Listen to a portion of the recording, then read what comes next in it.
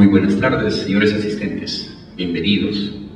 En esta oportunidad vamos a tratar el módulo de evaluación de un PIB, costos a precios sociales, evaluación social, sostenibilidad, sensibilidad y plan de implementación y el marco lógico, con nuestro brillante exponente, el ingeniero Pablo Calguaray Pérez. Y recibimos al ingeniero con un fuerte aplauso. Bien, muchas gracias. Buenas tardes con todos, ¿cómo están? Y bueno, me imagino que van a ir sumando un poco más de sus compañeros. Bien, para esta clase habíamos quedado a aperturarla, igual que la dinámica pasada, con grupos que salían al frente a ver el tema de costos, pero al ser pocos vamos a ir avanzando y lo guardamos para el último tramo de la clase. O sea, en conclusión, no se van a salvar de salir al frente los otros grupos, ¿no? Vamos a ver todo el tema de costeo, que es importante. Algunos me han mandado al correo ya sus avances de los árboles. La disculpa del caso que hasta ahorita no los he podido contestar, he tenido una semana demasiado cargada en el trabajo, pero en esta semana de todas maneras a cada uno de ustedes les voy a contestar con mis recomendaciones de los árboles que me han mandado, ¿sí? Varios, como 5 grupos me han mandado. Hoy día me voy a mandar, ayer me mandó el último, ¿no? Y ya en esta semana me voy a dedicar a revisar, y ya para Navidad, como son los arbolitos, les voy a dar su arbolito de regalo también en Navidad, ¿no? Con todas mis recomendaciones y sugerencias para la sustentación del 20, ¿sí? Como comentaba, en el 20 todos deberían venir, y por favor los que son miembros de grupos y ya no vienen hasta ahorita sus compañeros, todos el 20 deberíamos venir con el proyecto preparado, ¿ya? Vamos a hacer un sorteo aleatorio, 4 van a salir, el resto igual me lo van a presentar para revisión y yo alcanzaré a los organizadores, ¿no? Una sustentación muy rápida de 15 minutos. ¿Qué debería tener? Cosas muy simples, ¿no? La estructura que deberían tener obviamente tiene que ser en PowerPoint, ¿no? Un PPT, ¿sí? Para la presentación. De todas maneras, debería tener todo el tema de nombre, ¿no? Quién es la unidad formuladora y la unidad ejecutora. Obviamente acá deberían explorar en lo que hemos hablado durante la clase, ¿no? Unidad formuladora, ejecutora. Dentro de la ejecutora les hablé de 2 más, ustedes tienen que agregarlo. Debería tener todo el tema de diagnóstico, ¿sí? Al hablar de diagnóstico, recuerden que hemos hablado de 4 temas: área de estudio, área de influencia, ¿sí? Eso debería tener. Debería tener el tema de involucrados, y al hablar de involucrados, lo que me va a interesar ver es la matriz, ¿sí? Matriz de involucrados, ¿sí? Luego, un breve resumen de los servicios y cómo se vienen prestando. Si tuviera su proyecto algo de análisis de riesgos, muy rápido también. Dentro del diagnóstico, definitivamente árboles.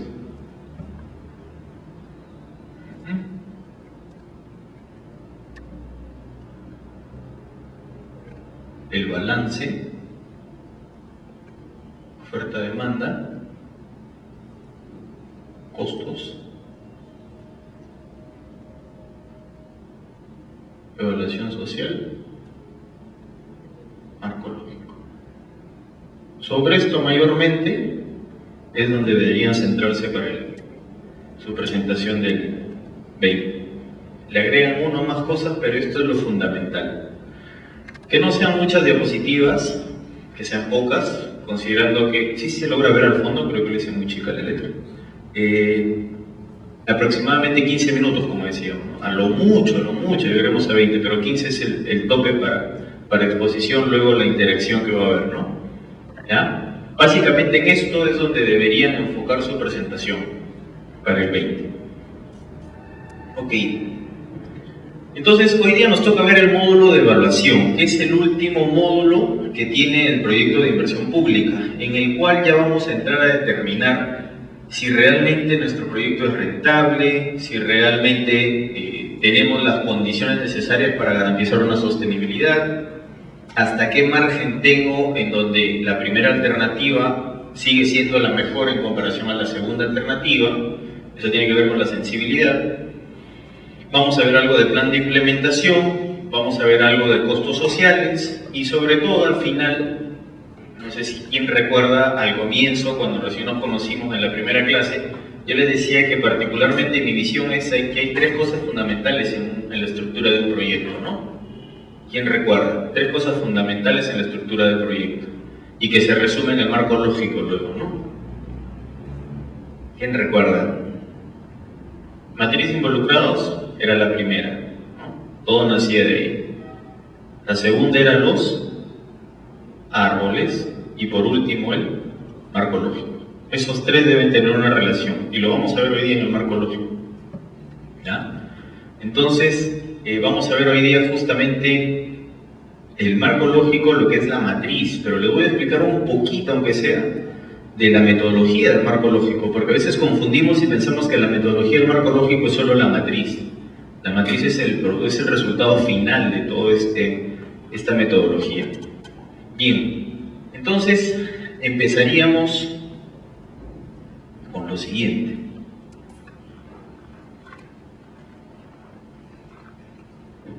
En temas de proyectos de inversión pública, hay algo que siempre genera confusión.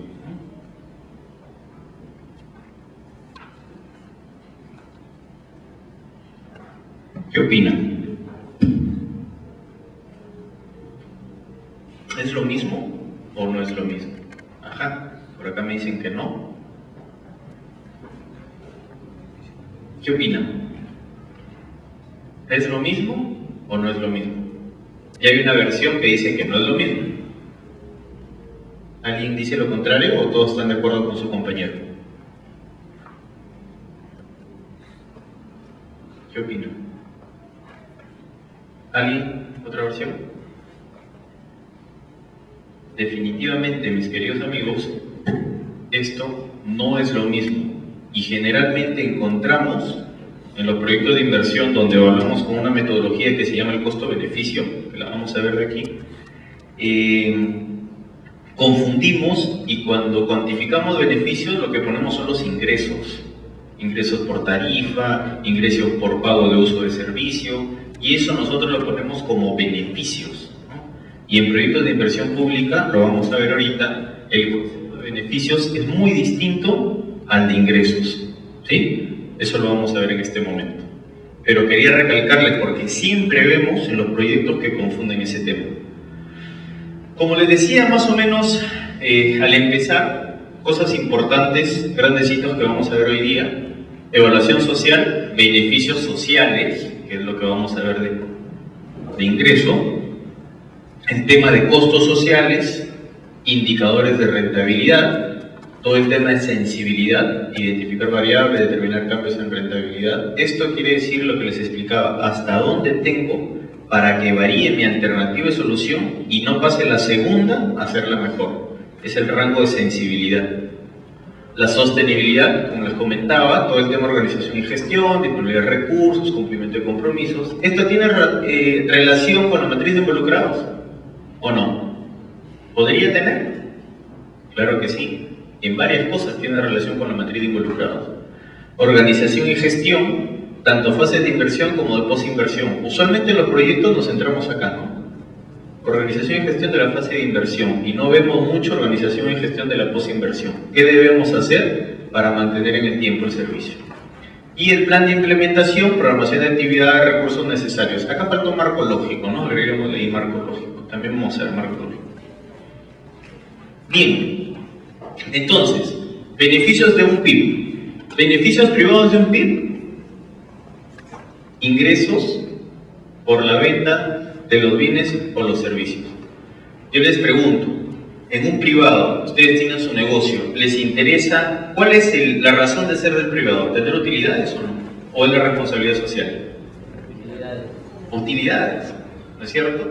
Y en los proyectos del Estado, ¿cuál debería ser la razón de ser? ¿La utilidad o debe ser el beneficio social de la población? Gran diferencia, ¿ya? Eso tengámoslo bien presente y por eso les ponía, ¿beneficio igual a ingreso? No. Cuando hablamos de un beneficio en el sentido privado, estamos hablando del ingreso, ¿sí? de las tarifas, del pago de la población por el uso del servicio.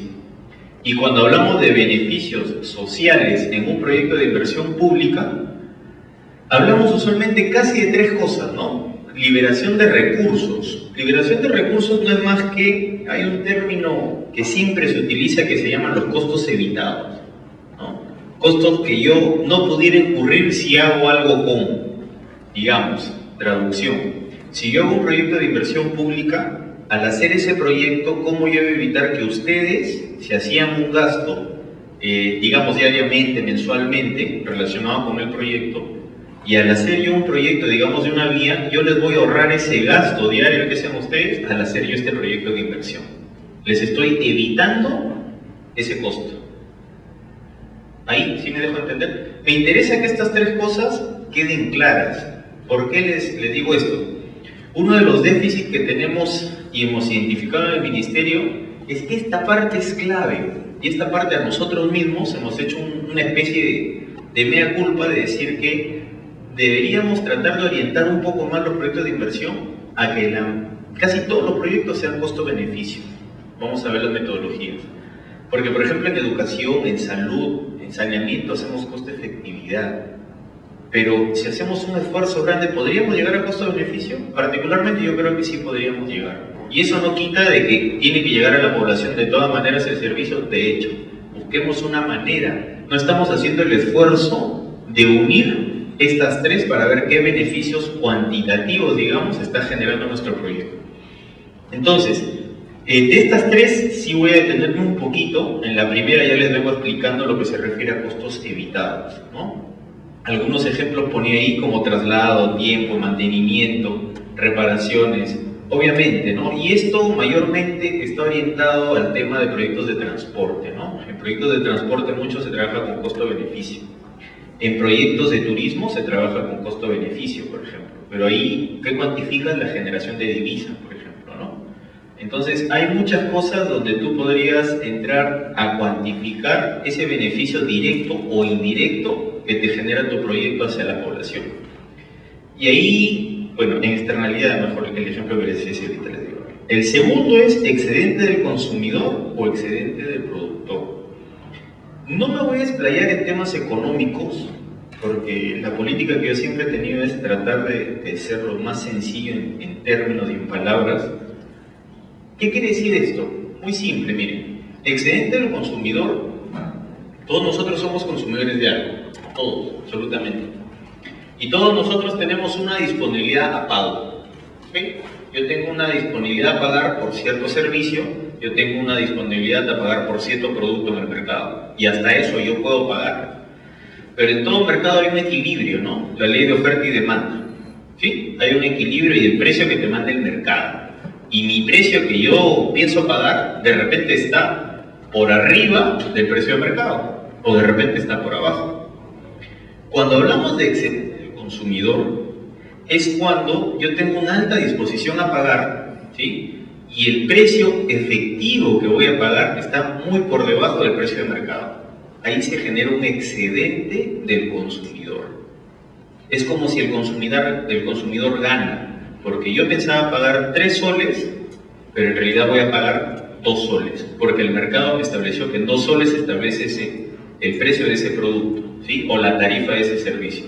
Entonces ahí hablamos de un excedente del consumidor. ¿Me dejé entender ahí? ¿Sí? ¿Todos? De la mano tenemos que ir todos en esto, ¿sí? ¿Estamos? Bien. Y excedente del productor, obviamente es viceversa, ¿no? El productor tiene un costo de producción, ¿cierto? Y sobre ese costo de producción, por cada producto marginal, digamos, por cada producto adicional que va a producir, le genera un incremento en ese costo. Entonces, si producir a mí, digamos, un par de zapatos me cuesta 7 soles, digamos, y el mercado me dice que yo voy a vender a 10 soles, ¿sí? Pero en realidad, por cosas que puedan suceder en el entorno o por condiciones del mercado, bajan los insumos y el zapato a mí ya no me cuesta producirlo 7 soles, sino me cuesta producirlo 5 soles, ¿sí? Y el mercado sigue estando el precio en 10 soles. entonces yo tengo un excedente del productor, porque voy a ganar más por cada unidad producida. ¿Sí? ¿Sí me entienden ahí? Perfecto.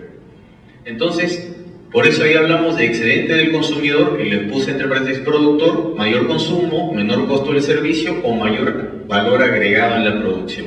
¿Sí? Y siempre, lo único que les podría decir en este punto es, cuando vamos a comparar es siempre por una unidad marginal más. O sea, por cada unidad adicional más es que se mide el costo de excedente del consumidor o del productor. ¿Sí? Siempre es por unidad adicional. Y el tema de externalidades son los beneficios generados a terceros. Quería llegar a este ejemplo. Hay externalidades positivas y quizá por ahí también algunas externalidades negativas. Y es la pregunta que le haría a la gente que está haciendo turismo, por ejemplo, ¿no? ¿Los proyectos de turismo, los proyectos de cultura, generan externalidad a la población o no? ¿Qué opinan? De todas maneras, ¿cierto? ¿Y eso podríamos cuantificarlo o no? Por supuesto, y es un ejercicio que casi no se hace, porque si se dan cuenta en la guía inclusive, como les decía, habla de generación de divisas, ¿no? Lo que el turista viene y en paquete está gastando, pero por ejemplo nosotros podríamos identificar alrededor de los complejos sitios arqueológicos qué negocios existen, restaurantes, ventas artesanales, etc. Y podríamos mapear aprox por lo menos cuánto ganan sin proyecto y cuánto podrían ganar con proyectos, definitivamente. Y esa es una externalidad positiva, porque vamos a intervenir en un sitio que lo vamos a hacer potencialmente turístico, donde de 100 van a venir 150, van a venir 180, van a venir 200 con mi proyecto, ¿no? Y las condiciones de vida de esa gente que está alrededor de donde vive el proyecto, en el área de influencia, van a mejorar. Es una externalidad positiva, ¿ok? Entonces, 3 cosas fundamentales para cuantificar beneficios. Cuantificar. ¿Ya? Lo vamos a ver en las metodologías para evaluar, que hay 2, pero cuando estos beneficios pueden ser cuantificables, ¿sí? Hablamos de la metodología costo-beneficio.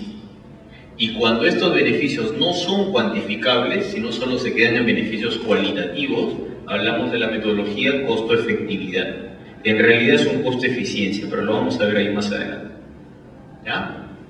Entonces, no se olviden, ¿no? Beneficios privados, de todas maneras, siempre vamos a hablar de ingresos, ¿no? Beneficios privados, hablamos de ingresos, que no es lo mismo que beneficios cuando hablamos en un proyecto de inversión pública, en los beneficios sociales. Y entonces, esto que hablamos de beneficios privados de un PIB, dice, ¿no? Ingresos, ¿dónde iría?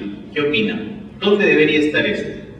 Si no está en el flujo de beneficios y costos, digamos. ¿Dónde iría el tema de los ingresos? ¿Quién tiene una idea? ¿Dónde van los ingresos? ¿Deberían ir los ingresos o no? El pago por servicio, el pago por tarifa de ingreso al sitio. ¿Debería ir ese punto o no debería ir? Primeramente, ¿debería ir? Creo que sí. ¿Están de acuerdo con que sí? Ya. ¿Y dónde debería ir? ¿Dónde creen que hacemos un análisis de que en el tiempo, lo que hemos hablado en clases anteriores, en el tiempo yo voy a garantizar que se brinde el servicio adecuadamente? ¿Recuerdan cuando les conversaba eso? Entonces, ¿dónde deberían estar los ingresos? No. Ahí no, porque esto es para cuantificar beneficios sociales. Pero ahorita yo les hablo ya de los ingresos, que es la parte privada, la monetaria, ¿no? ¿Dónde está la parte monetaria en un proyecto de inversión pública? ¿Qué opinan?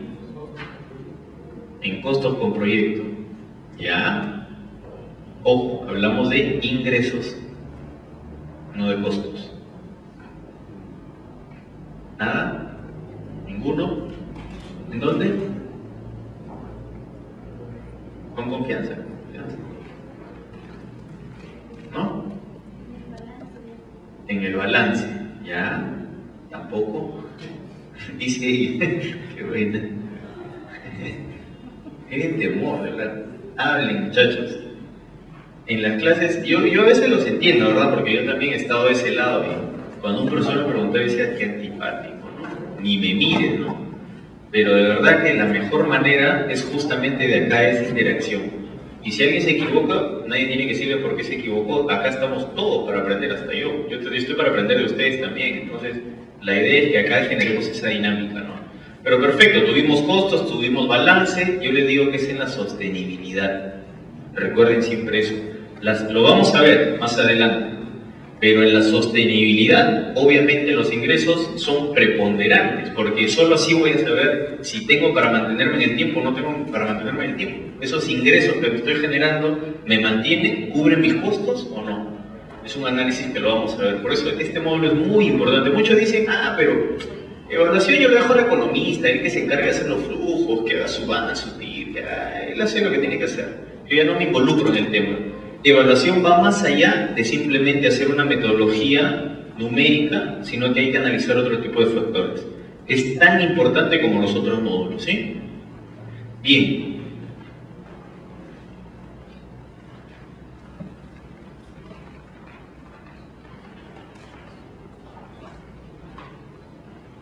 Ok.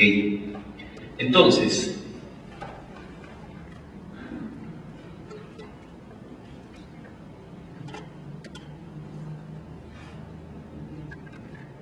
cuando nosotros vamos en la clase pasada, ¿no? Habíamos hecho un tema de identificación de costos, ¿no es cierto? Todo un tema de costos a precios de mercado, ¿sí? Y no habíamos hablado aún de beneficios, porque, digamos, orientábamos a aquellos proyectos que sean bajo la metodología costo-efectividad, costo-eficiencia. Pero si tenemos algún proyecto, ahorita ya lo que hemos visto, ¿qué son beneficios sociales? ¿Sí? Lo que tendríamos que hacer también es un flujo de beneficios. ¿Ok? Es un flujo de beneficios. ¿Ah? Y ese flujo de beneficios tendría que ser, acá va a estar, y luego vendría el flujo de costos. ¿Ah? Entonces, cuando nosotros hacemos esto menos esto, nos da una diferencia, ¿no? Beneficios menos costos. ¿Okay? En la anterior clase nos habríamos centrado en los costos de inversión y todos los costos de operación y mantenimiento, ¿cierto? ¿Sí? Pero en aquellos proyectos donde la metodología sea costo-beneficio, ¿sí? Y podamos cuantificar estos beneficios sociales por liberación de recursos, por excedentes, por externalidades, nosotros debemos de hacer tal cual la clase pasada vimos costos, un flujo de beneficios. ¿Sí? En el mismo horizonte del proyecto. ¿Y en qué consta este flujo de beneficios? Primero, identificar todos los beneficios que el proyecto generará durante el horizonte de evaluación. Identificar todos los beneficios que el proyecto, ¿no? Es un ahorro de tiempo, de traslado, un ahorro por mantenimiento, es una externalidad, ¿sí? Es un excedente del consumidor o es un excedente del productor. ¿Cuál es el motivo? Primero lo identificamos. ¿Cuál es? Segundo, cuantificar todos los beneficios que sean posibles de estas tres modalidades y valorizar. Para poder hacer este flujo de beneficios tenemos que valorizarlos utilizando precios sociales, que los vamos a ver de acá. ¿Por qué les ponía esta nubecita acá, no? Porque en el anexo de SNIP 10, ¿sí? De la página del ministerio, en el anexo de SNIP 10, ustedes van a encontrar por tipo de proyecto mayormente por dónde se van moviendo estos beneficios. ¿Cuáles son los beneficios que generan ese tipo de proyectos de carreteras, por ejemplo, ¿no? Entonces, ¿qué es el más típico? En turismo, ¿qué es lo que está generando? Entonces, ustedes van a consultar esto y como vienen haciendo su proyecto, si se enmarca en esta metodología de costo-beneficio, denle una revisadita a este anexo 10. Entonces, ya no van a tener que hacer el esfuerzo de decir, ok, mi proyecto, ¿qué beneficios está generando? ¿Alguna externalidad, un excedente, un ahorro, o sea, una liberación de recursos? Acá ya está pauteado, ¿no? A grandes rasgos, por varias experiencias que hemos ido evaluando en el tiempo, hemos generado un cuadro en donde te dice qué beneficios son según tipo de proyecto, ¿sí? Y obviamente ya eso sí tendríamos con el PIB que valorizarlo, ¿no? Bueno, los beneficios sociales que se hace a la población. Y lo que les comentaba, si hablamos de un costo-beneficio, tenemos que hacer el flujo de beneficios y el flujo de costos sociales. En el flujo de costos sociales es casi parecido. Identificar el tipo de recurso. Ya, a ver. En el SNIP nosotros tenemos unos factores de corrección. ¿Han escuchado alguna vez esa palabra factor de corrección? ¿No? Digamos, tú tienes un precio de mercado, que es el que hemos hecho. Ustedes cuando han hecho el flujo de costos, han puesto, digamos, en los costos de inversión unos montos en los que van a sustentar al final de la clase. Entonces, esos costos que están tal cual en el mercado se les llama precios de mercado.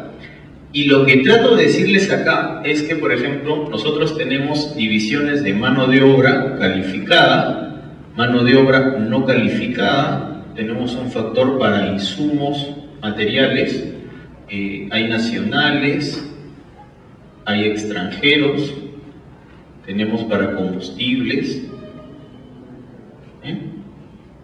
Básicamente en estos 5 que yo diría que más se mueven en estos 3 y por ahí algo de este, ¿no?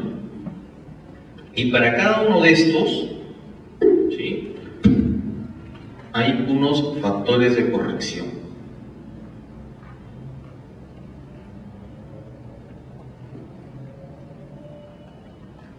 Que al final me hace obtener los precios sociales. Ahorita les voy a explicar un poco.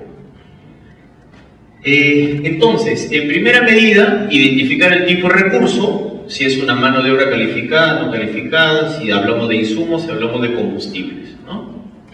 Aplicar los factores de corrección de precios de mercado a precios sociales. Los factores de corrección le tengo que aplicar a esto que está a precio de mercado para yo poder hallar el precio social. Estos factores de corrección también están en este anexo, ¿sí?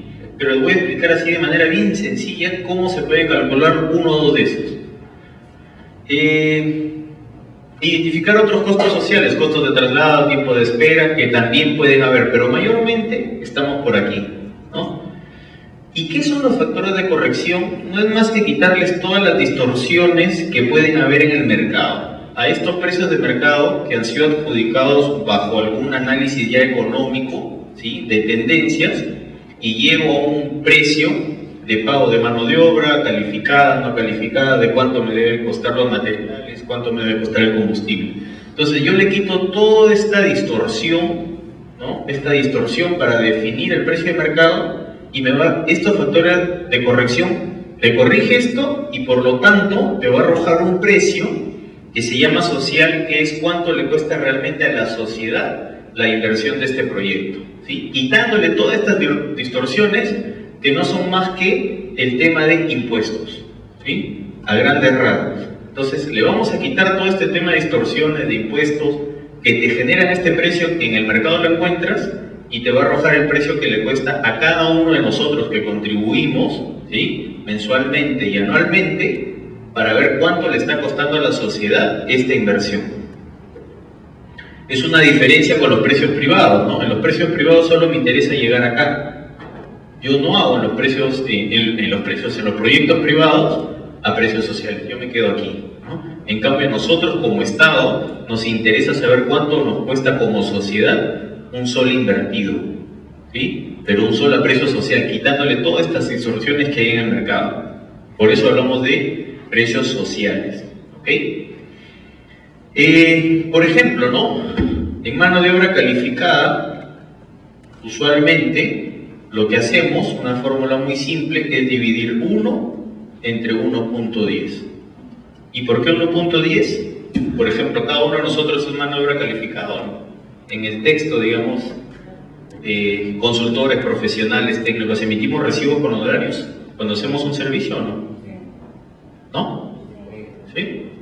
Ya. Y si emites un recibo por honorarios, le aplican el 10%, ¿no es cierto? Tienes que descontar el 10% a tu monto bruto, ¿no? Entonces, y ya si eres empresa te ponen más ya, ¿no? Está la red y todo eso. Entonces, 1 entre punto 10 te va a dar el factor de la mano de obra calificada, ¿sí? Por ejemplo, para materiales, para insumos, va a ser 1 entre 1.18. ¿Por qué? IGB, exactamente. ¿Sí? Para combustibles, si mal no recuerdo, era 0.66. Si mal no recuerdo. Ese sí era directo. En este anexo van a encontrar todas estas fórmulas, cómo salen, cómo se calculan, ¿no? Pero les quería explicar de estas que son las más grandes, donde más encontramos, entre qué se divide para que sepan cómo sale ese factor. Y es más, en el tema de mano de obra no calificada, nosotros tenemos una división por costa, sierra y selva, ¿sí? Inclusive, dentro de esto, tenemos urbana rural, ¿sí? Entonces, cuando ustedes hagan un proyecto de inversión, para aplicarle el factor de corrección a una mano de obra no calificada, deben tener en cuenta si están en la costa, en la sierra o en la selva, para empezar, y si están en zona urbana o zona rural.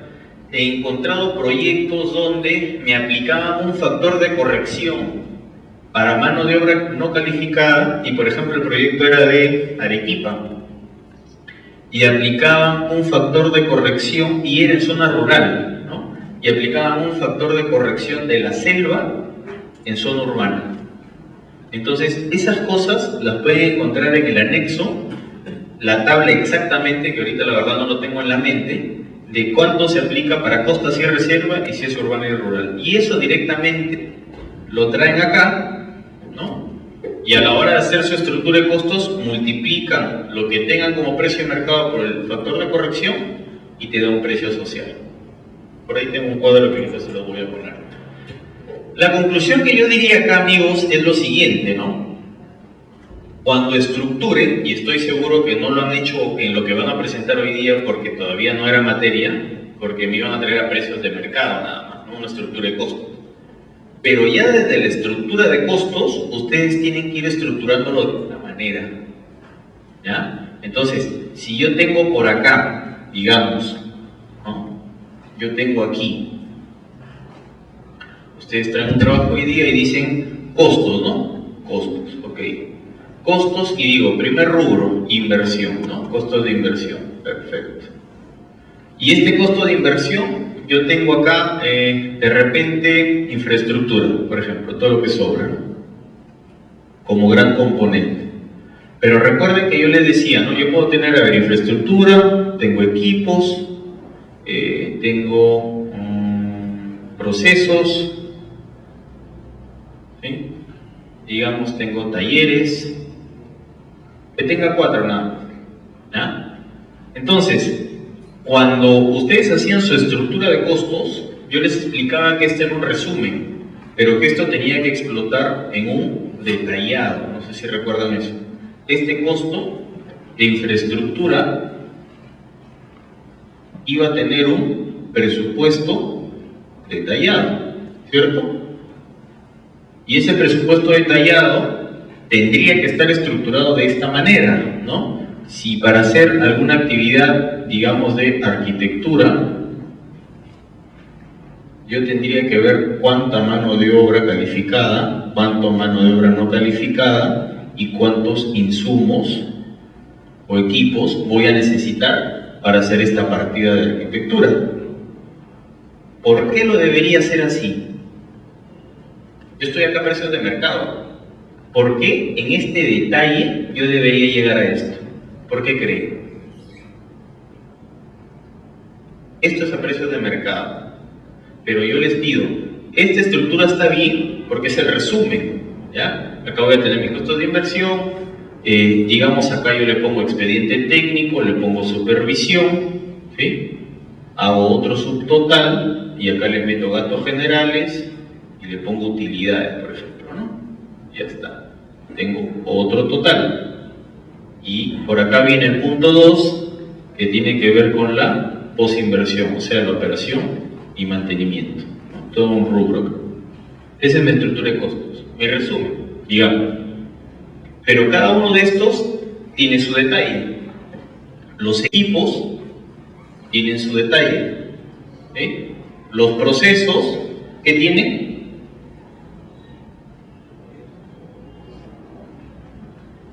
¿Qué tienen? Su detalle.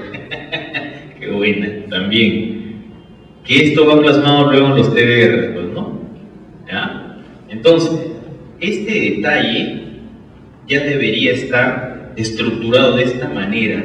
¿Para qué? Para que al momento que vengamos al módulo de evaluación a hacer mi flujo de costo social, yo no voy a tener inconvenientes, ¿no?, de aplicarle el factor de corrección. A ver, voy a ir un poquito más lento, creo que estoy yendo muy rápido. A ver, digamos,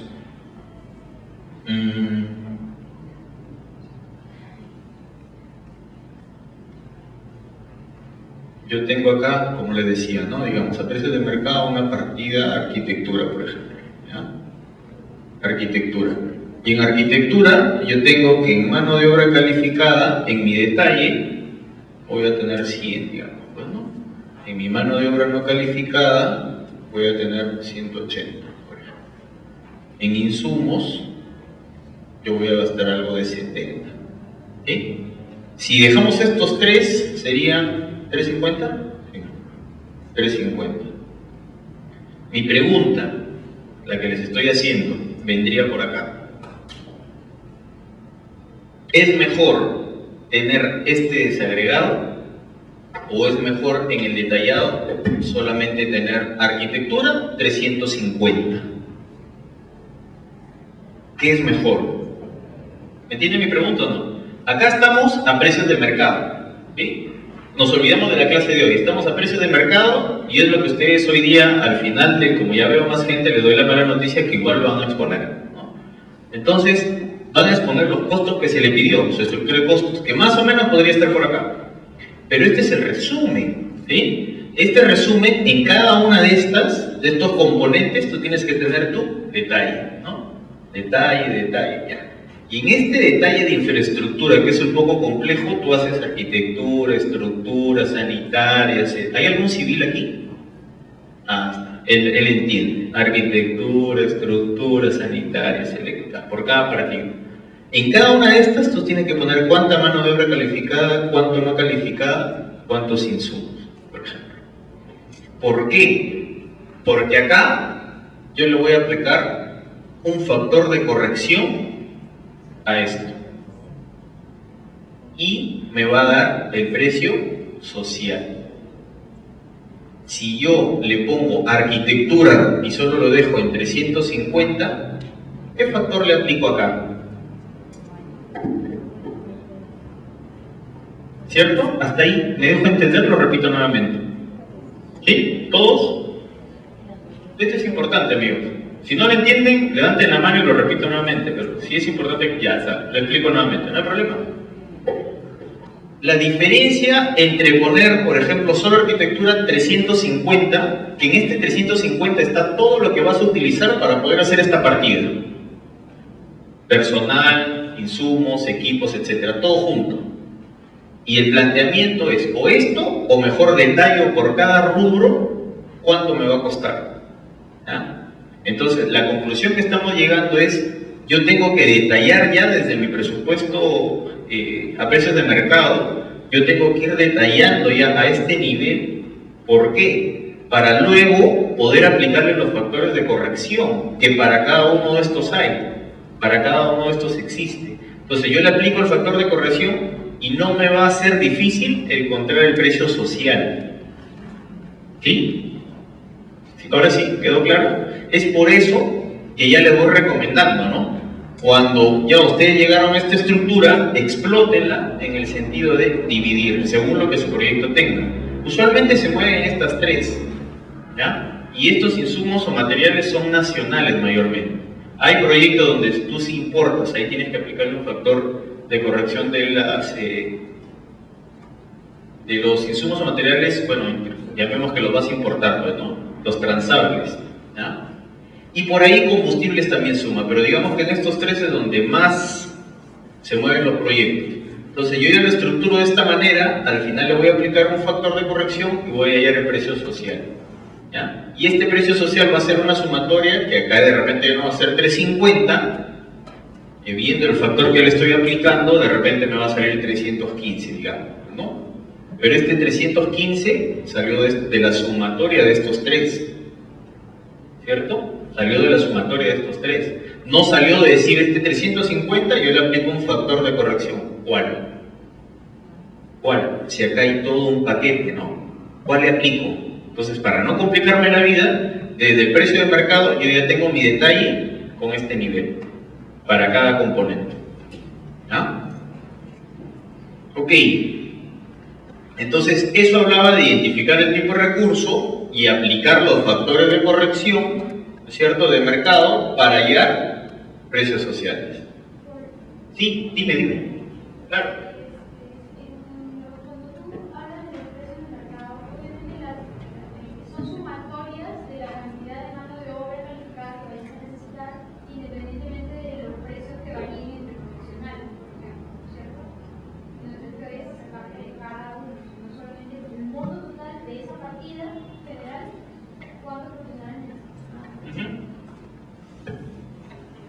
Sí, de acuerdo. Lo que pasa es que para hacer esa partida puedes necesitar más de un profesional, 2 o 3 profesionales. La suma de esos 3, porque el sueldo es indistinto, no todos ganan igual. Pero es buena pregunta. Tú sumas el paquete de lo que te va a costar acá. O sea, toda la mano de obra calificada que tú tengas para hacer esto. No es uno por uno y a cada uno lo desmenuzo, sino de esto yo tengo 3 profesionales que uno gana 3.000, el otro 2.000 y el otro 6.000. Sumo todo y eso le aplico el factor de corrección. Porque es toda la mano de obra calificada, hablamos del todo. ¿Ya? No entramos sueldo por sueldo, del todo, como mano de obra calificada. ¿Alguna otra pregunta? Sí, dime. Respecto al análisis, mayormente los precios varían en 6 meses y luego se vuelve a un estudio. En este caso, ¿ustedes cómo lo presentan para hacer la evaluación del presupuesto? De acuerdo a lo que hemos entendido, un presupuesto para un CD lo hace con la fórmula polinómica. Y ahora en explicación general, ¿cómo corrigen ellos ese precio? Ya, buena pregunta. Los 6 meses usualmente es para poder contratar, según el reglamento de contrataciones del Estado. Tú puedes convocar si tienes 6 meses, ¿no? Si ya pasa de lo que quiere decir su compañero, esto es un proyecto de inversión, ¿ok? Este proyecto de inversión luego va a tener un expediente técnico, y el expediente técnico para convocarlo tú tienes solo 6 meses, si es que vas a contratar a un externo. ¿Recuerdan de directa e indirecta?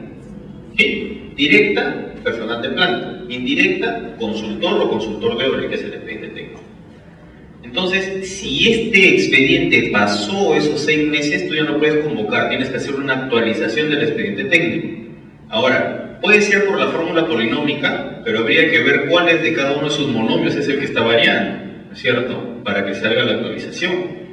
Entonces, lo que nosotros estamos viendo en SNIP, para empezar, ya hay un tema ahí, ¿no? Para nosotros el estudio de preinversión tiene 3 años de vigencia, ¿sí? Si no pasa de un nivel a otro nivel. A ver, tengo un perfil que está declarado viable el día de hoy, 16. Entonces, yo le sumo 3 años del 16 de noviembre del 2012, ¿no? Faltan 5 días por el fin del mundo, ¿no? 16 de noviembre del 2012, ¿sí? ¿Ah? Los mayas dicen, ¿qué haremos ahora todos, no? ¿Para qué estudiar, 16 de noviembre del 2012 y sumemos 3 años, del 16 de noviembre del 2015, puede ser más o menos, estoy un cálculo así nomás. ¿Ya? Entonces, digamos, yo llego el 16 de noviembre del 2015 y este estudio viable a nivel de perfil, yo ni siquiera pasé a hacer el estudio de factibilidad. Corresponde a factibilidad, ¿no? Digamos que pasó los 10 millones, ¿ya? Que es de 12 millones. Yo tengo que hacer la factibilidad, ¿cierto? ¿Ya? No hice nada en esos 3 años, ese estudio automáticamente perdió vigencia y tengo que volver a actualizar. ¿Ya? Pero al volver a actualizar, en estudio de preinversión, todavía no hay expediente, al volver a actualizar este presupuesto del estudio de preinversión, yo ya no solo voy a ver costos, ¿sí? Yo voy a ver desde el comienzo. ¿Por qué? Porque de repente yo les diría, Este auditorio lo han construido hace 3 años, 4 años, más o menos, un poco más, creo, no, más, como 8 años. Entonces, en ese momento, esta facultad o esta universidad dijo, yo voy a construir este auditorio porque tengo esta necesidad ahora, hace 8 años atrás. Si pasó 3 años, ¿la necesidad sería la misma? No necesariamente. Entonces, primer punto, para contestar a la pregunta de su compañero. Hablamos primero de estudio de preinversión. Si yo voy a actualizar un estudio de preinversión una vez pasada determinado periodo, que es 3 años para el SNIP, no necesariamente solo es relacionado a costos. Tienes que analizar todo. En pocas palabras, reformular el preinversión. ¿Hasta ahí? ¿Sí? Ya. Segundo punto, donde va su compañero. Yo tengo el perfil de 7 millones de monto de inversión declarado viable. ¿Ok? ¿Qué toca hacer después? Si yo tengo un perfil de 7 millones, ¿qué toca hacer después? ¿Factibilidad? Ya no, exacto. ¿Qué tengo que hacer entonces? Expediente. Y ahí viene la pregunta de su compañero. Entonces yo tengo que hacer un expediente técnico, hago el expediente técnico, que es distinta a esta estructura de costos, ¿ok? Ahí ellos utilizan un S10 y ponen todo su presupuesto con rendimientos y todo lo demás. Ya. Eso va caminando, lo aprueba este expediente también un 16 de noviembre de 2012, ¿sí? Para el SNIP, y es un tema que como se estamos conversando hace mucho tiempo, pero bueno. Para el SNIP también son 3 años de vigencia del expediente técnico, ¿ya? Y ahí hay una, digamos, no está compatibilizado los tiempos, pero que para OCE es el organismo supervisor de contrataciones del Estado, ¿no? Entonces, para OCE son 6 meses de antigüedad, ¿sí? Para nosotros es 3 años de vigencia del expediente si es que no has pasado al siguiente nivel. ¿Y cuál es el siguiente nivel del expediente técnico? La ejecución, exacto, sí, mira, la ejecución. Entonces, estamos 16 de noviembre del 2012 y llegamos de diciembre, yo sigo con noviembre, estoy atrasado, y llegamos al 16 de noviembre del 2015 y ese expediente yo no lo he ejecutado, o sea, no está en fase de ejecución, pero dio vigencia para el SNIP.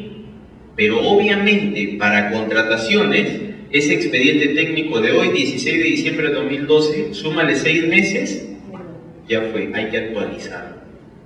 ¿Ya? No puedo contratar a un consultor con ese expediente técnico pasado los 6 meses.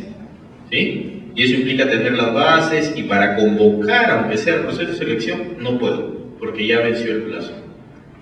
Entonces, ahí entra lo que su compañero dice.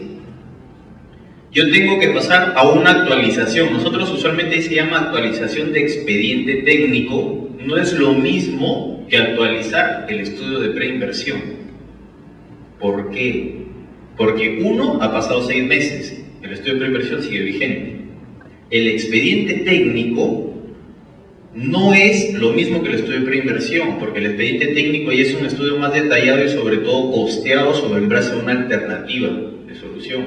Entonces, lo que nosotros decimos es el expediente técnico tiene que ser actualizado. Y lo que haces es una actualización de costos mediante fórmula polinómica. Quizá ha cambiado algún precio por ahí, ya no suben mucho los precios, pero digamos por ahí hubo hace muchos años el acero se disparó, el fierro se disparó, como hace 5 o 6 años.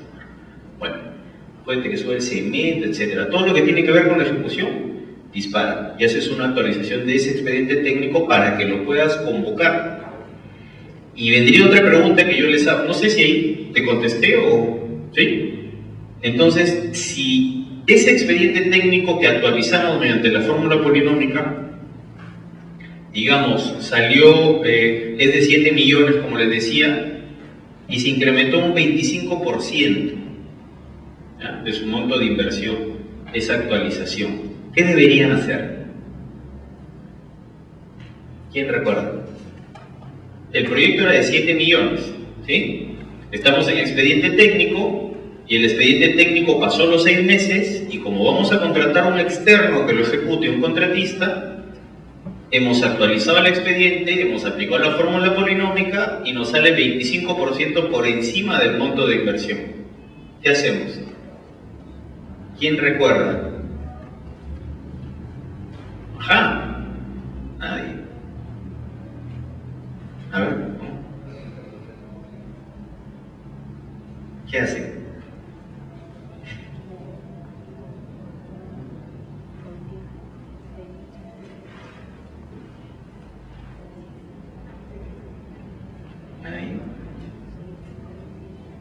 Por ahí algo están hablando. A ver. Con confianza, con confianza. Ajá. ¿Sí? ¿Y qué es el F16? Ya, exacto. Es correcto lo que dice su compañera, ¿no? Tienes que registrar un formato 16, que es el formato de modificación en fase de inversión. ¿Por qué? Exactamente. Pero yo te diría, el proyecto está entre mayor a 6 millones, ¿cierto? Ya. Y yo les he dicho que incrementado en cuánto? En 25. ¿Ya? Y si es mayor a 6, ¿hasta cuánto tienes? 20. ¿Es 16? ¿O es 17? Jalados, ella y yo, ¿no? 17, ¿cierto? ¿Me entienden todos? ¿Me siguen todos o no? ¿Todos han venido a la clase donde expliqué ese tema? ¿Sí? No todos. Ya. No lo voy a volver a repetir, pero sí les digo y les recomendé revisar la directiva, recuerdo el artículo 27. Ahí hay unos topes, ¿no? No, el 27 eran las modificaciones, sustanciales, no sustanciales. Pero hay unos topes en la directiva donde te da de que si es de 0 a 3 millones, tú tienes hasta 40% para variar. De 3 a 6 tienes hasta 30 y mayor de 6 tienes hasta 20%. Como este proyecto es de 7, ¿no? Y ha variado en 25%, quiere decir que está en la última categoría, se tiene que hacer una verificación de viabilidad, ¿ya? Que es el formato 17. Lo que su compañera decía, que es el formato 16, se hace cuando está dentro de estos porcentajes. ¿Ah? Entonces, conclusión de la pregunta de su compañero es, cuando actualizas estudio de preinversión, actualizas todo el proyecto. Cuando pasa más de 3 años, no se olviden, porque perdió vigencia y hay que reformular el PIB. Las condiciones pueden haber cambiado, el área de influencia quizá cambie, la demanda cambió, la oferta, etcétera, etcétera, etcétera, etcétera. Pueden cambiar muchas cosas en 3 años. Pero cuando actualizas un expediente técnico, que era la consulta de su compañero, actualizas costos en base a la fórmula polinómica. Y es sobre todo para procesos de convocatoria, ¿sí? Para una contratación pública. ¿Ya? Ok. ¿Alguna otra pregunta? ¿No? Listo. Grupo de costos. Digamos, algo de lo que les puse por ahí, pero por acá no. Estos factores de corrección yo recomendaría igual darles una mirada. Uno que otro ha cambiado. Sí, dime. Sí, claro. Hay algo que todavía varía en la cuestión de documentación de las fases. No sé si nos pudieras aclarar, por ejemplo, que en las 3 fases y los documentos con nombre propio para no marear, porque me mareo todavía con los cerdos de perfiles, diagnósticos, expedientes y todo lo demás. Por supuesto. Con tal de evitar las mareas, todo se hace. A ver.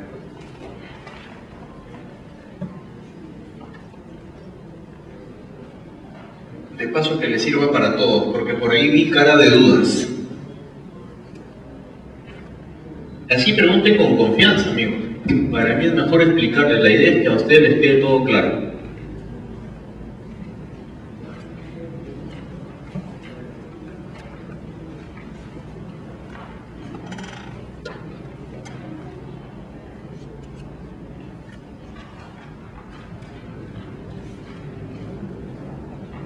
Nosotros teníamos esto que es el ciclo de proyecto. Ahí sí, estamos todos. Voy a ser un poco rápido para que algunos de repente ya lo dominan. Un poquito de paciencia.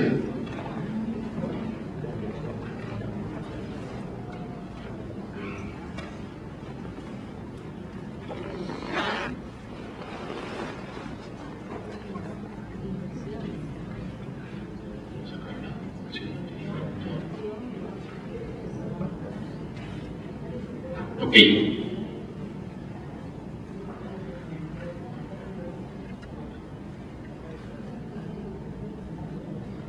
Bien. Tenemos 3 fases, ¿no? La fase de preinversión, inversión y posinversión.